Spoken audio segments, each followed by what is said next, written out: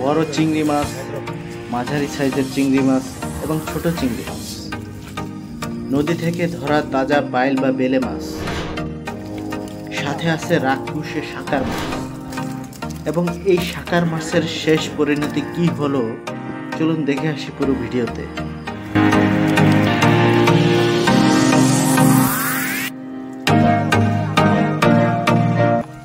আসসালামু আলাইকুম, আশা করছি সবাই ভালোই আছেন। ঘুরতে ঘুরতে আমরা মেঘনা নদীর একটি শাখা নদীতে চলে এসেছি। আমাদের শরীয়তপুরে পদ্মা, মেঘনা সহ অসংখ্য ছোট বড় নদী এবং খাল আছে, যা এই অঞ্চলের সৌন্দর্য বাড়িয়েছে, সাথে সাথে মাছের চাহিদা পূরণেও রেখেছে গুরুত্বপূর্ণ ভূমিকা। নদীতে নৌকায় ঘোরার মধ্যে এক অনাবিল শান্তি আছে, যা অন্য কিছুর সাথে আপনি তুলনা করতে পারবেন না।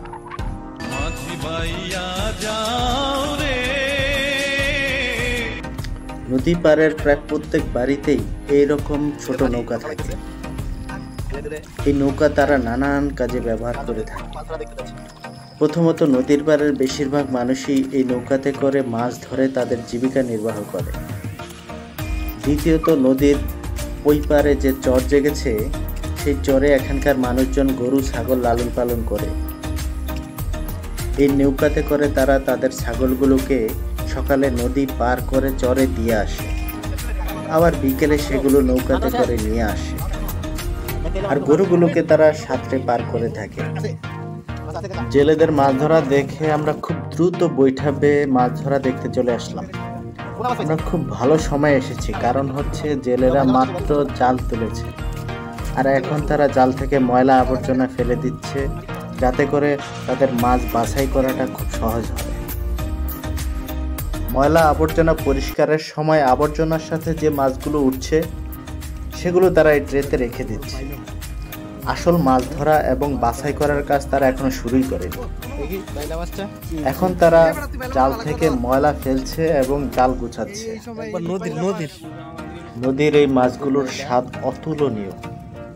আপনি হয়তো সমুদ্রের মাছ খেয়েছেন, আপনি হয়তো পুকুরের মাছ খেয়েছেন, আপনি হয়তো ডোবা কিংবা হাওরের মাছ খেয়েছেন, কিন্তু স্বাদের দিক থেকে সব মাছের সেরা মাছ হচ্ছে এই নদীর মাছ।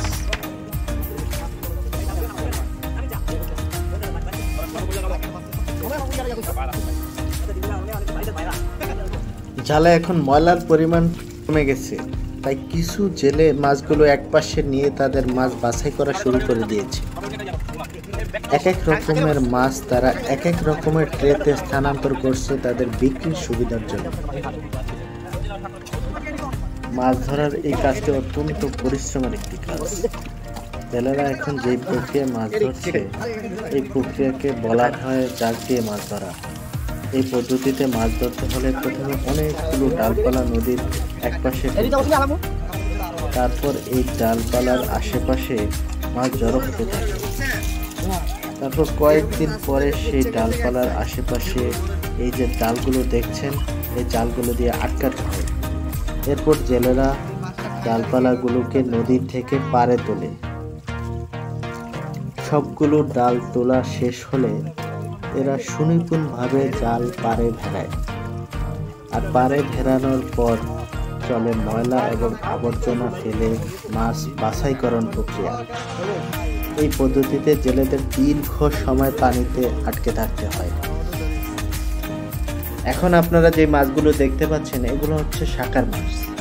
শাকার মাছের পিঠের উপরে বড় ধারালো একটি পাখনা রয়েছে এবং দুই পাশে একই রকমের দুটি পাখনা আছে। এর দাঁতগুলো বেশ ধারালো।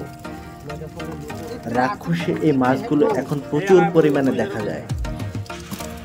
ভয়ঙ্কর এই মাছগুলোর কারণে নদীর অন্যান্য মাছ এখন হুমকির মুখে। এর প্রধান কারণ হচ্ছে এই মাছগুলো প্রচুর পরিমাণে খাবার খায়, আর এর প্রধান খাবার হচ্ছে নদীর অন্যান্য ছোটোখাটো মাছ। কি ভয়ঙ্কর একটি ব্যাপার।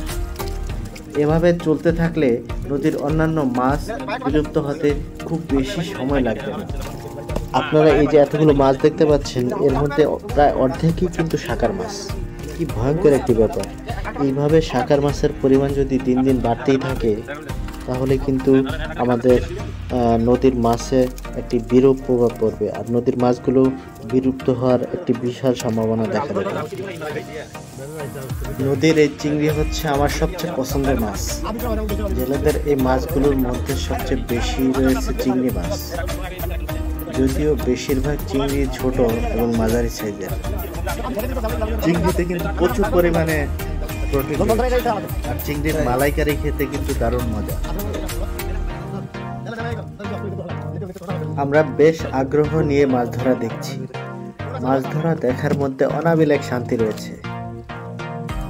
এইরকম তাজা বাইলা মাছ দেখতে পাওয়াটা এটা কিন্তু একটা রেয়ার সিনারিও।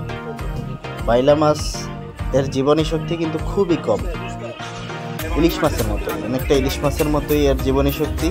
ইলিশ মাছ যেরকম ধরার কিছুক্ষণের মধ্যে মারা যায়, এই মাছটারও সেম কাহিনী। তো আমরা খুবই ভাগ্যবান যে এই মাছটাকে জীবিত অবস্থা দেখতে পাচ্ছি।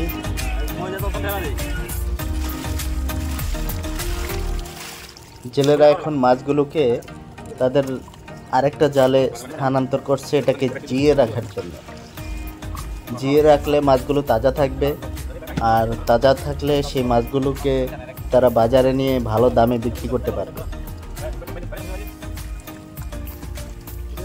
এখানকার বেশিরভাগ মাছই তারা বিক্রি করে দিবে, আর কিছু মাছ তারা খাওয়ার জন্য রেখে দিচ্ছে।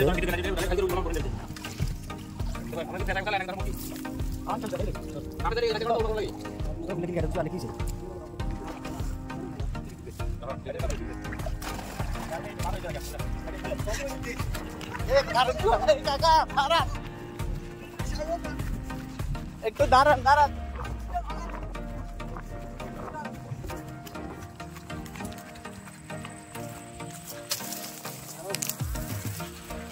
এই শাকার মাছ এগুলা এমন জায়গায় ফালানো হইতেছে যাতে হচ্ছে এগুলা না বাঁচে, এগুলা যাতে মারা যায়।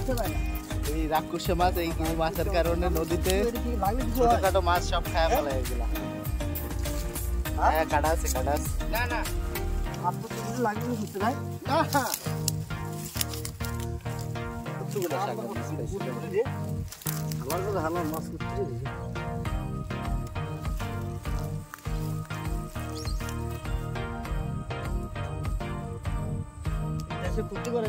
মাঝখানে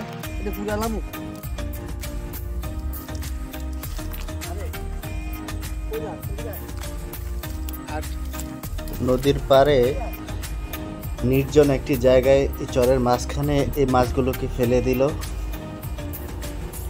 এর কারণ হচ্ছে এর বংশবিস্তার যতটা সম্ভব মিনিমাইজ করা যায়। এই মাছগুলোকে ধ্বংস করাটা অতীব জরুরি। এই যে ডালপালাগুলো দেখছেন, এরা যাওয়ার আগে এই ডালপালাগুলো আবার ফেলে দেবে। এই ডালপালাতে আবার মাছ চড়া হবে, আবার তারা এভাবে মাছ ধরবে। এভাবেই চলতে থাকে একজন জেলের জীবন।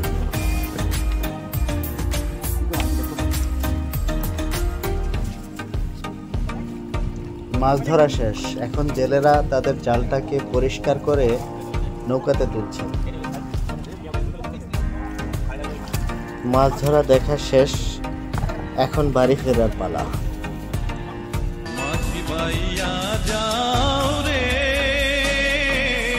হঠাৎ একটি ট্রলার নদীর মাঝখান দিয়ে খুব দ্রুত গতিতে আমাদের দিকে ধেয়ে আসছিল। তো আমরা দ্রুত গতিতে বৈঠা পাওয়ার কারণে বিপদ থেকে রক্ষা পেলাম। তো আজকের ভিডিও এই পর্যন্তই। ভিডিও ভালো লাগলে শেয়ার করে দিবেন, আর আমার ফেসবুক পেজটিকে ফলো দিয়ে আমার সাথেই থাকবেন। ধন্যবাদ।